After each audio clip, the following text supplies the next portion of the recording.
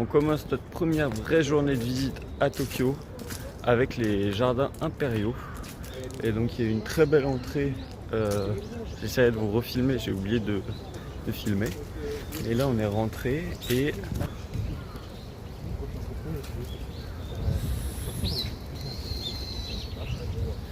il y a une petite ambiance, il y a les oiseaux qui chantent, il y a du soleil. C'est vraiment très calme. C'est à l'image de Tokyo, c'est très calme, c'est une longue balade en fait cette ville. Donc il n'y a pas en fait de grands sites, de monuments, c'est un peu comme Séoul. Il n'y a pas la tour Eiffel à aller voir. Mais c'est beaucoup d'endroits où on peut se balader sur de longs quartiers. Et donc là c'est un peu ce qu'on va faire aujourd'hui. Et je vous emmène avec moi.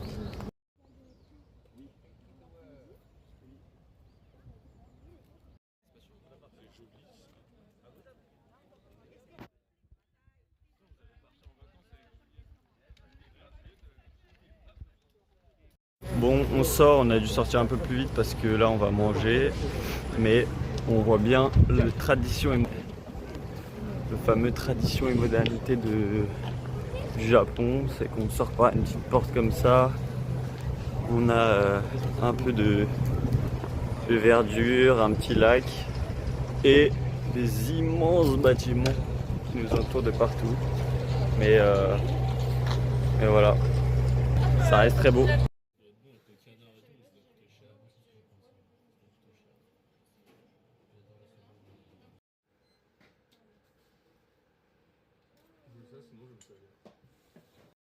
On a bien mangé et là on va au-dessus de la Sumida River et on va dans un quartier très sympa.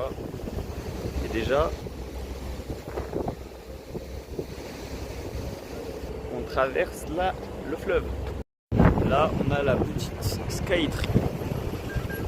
T'inquiète. Et on va monter là-bas en fin de journée. Voilà, là c'est un endroit un peu particulier, c'est mi un temple, mi une rue de shopping.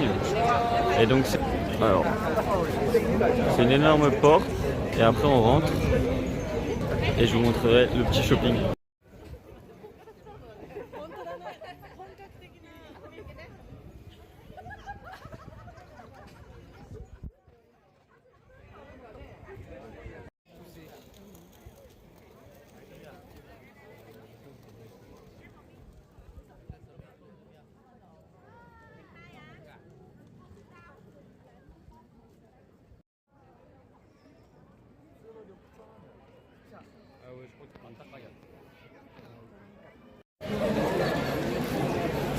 On est toujours dans l'endroit hyper sympa.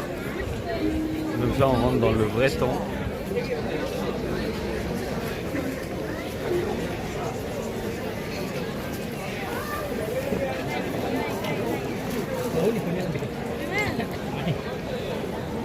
On va voir aussi à l'intérieur du temple.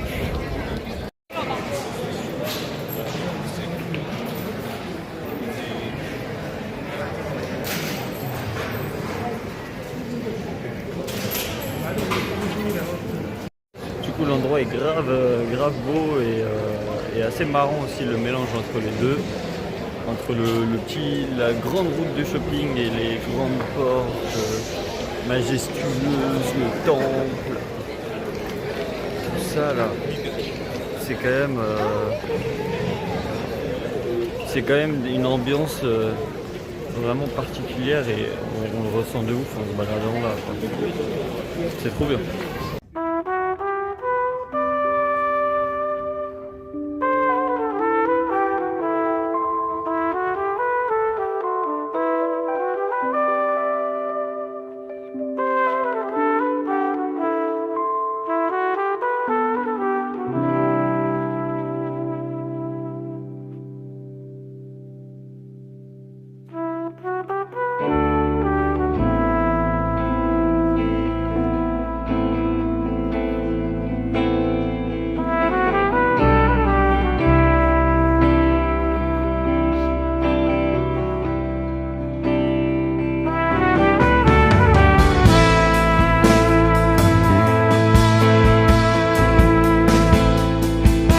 Vous avez vu le coucher de soleil magnifique, on voyait le mont Fuji, ce qui est très très rare, c'est que 86 jours dans l'année, et donc là on avait le droit à un coucher de soleil sur le mont Fuji. Et donc là, on fait le tour parce que c'est un 360. Et en fait, la ville a perdu de vue. C'est-à-dire qu'il n'y a plus d'horizon, il n'y a que la ville. Et ça, tout le long. Et c'est ça sur 360 degrés. C'est impressionnant. Et franchement, ça met un état un peu... Enfin, c'est bizarre à voir, quoi. Mais la vue est incroyable. On a descendu la tour, mais on s'est arrêté au 4e ou 5e étage, je sais pas, pour un petit marché de Noël très mignon.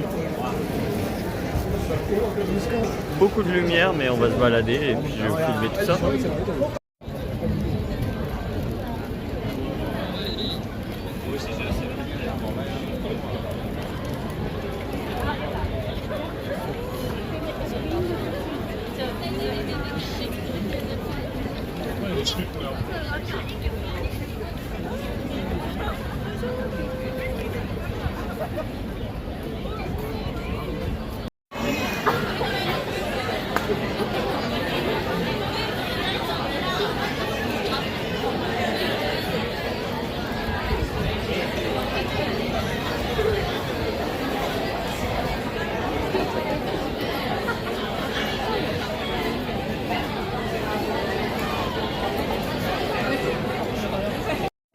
Dans le magasin ultime de Pokémon, je vais essayer de trouver un Pokémon pour Sophia, mais il faut qu'il me réponde sur le groupe WhatsApp.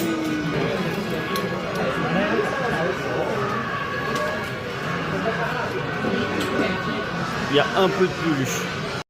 Bon, c'est quand même un vlog sociologique aussi, et on est obligé de montrer les côtés très négatifs du Japon. Donc là, ce sont des femmes qui viennent attirer des clients pour la prostitution dans la rue.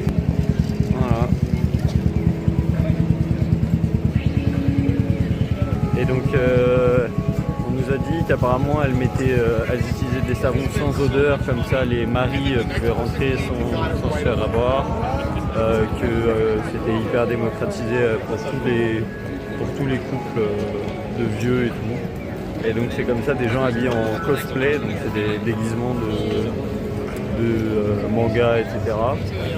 Et elles viennent directement dans la rue et c'est genre pour 2000 yens, donc 2000 yens c'est 12 euros.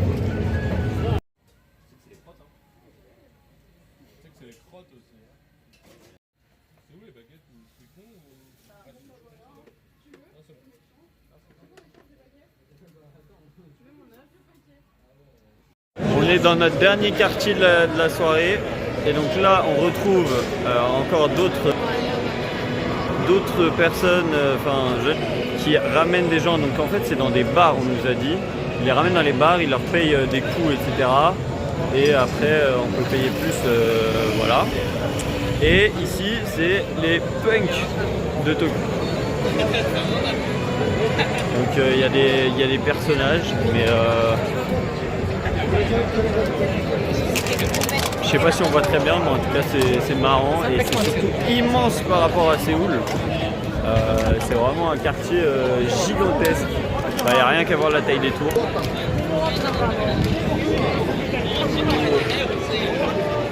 Voilà, simplement.